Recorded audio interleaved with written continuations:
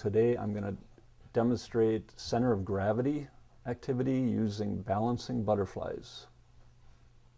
The next step is to turn the butterfly over, and you're going to be gluing the counterweights that adjust the center of gravity of the butterfly to the underside of the butterfly wing. We do that by taking the glue stick,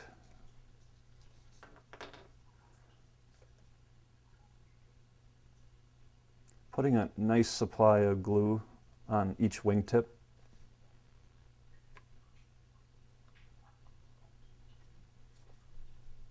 don't skimp because you're probably going to have to move that counterweight around a little bit. And then depending on what you chose for weights, I'm going to use the pennies again. Place the pennies roughly where you want them.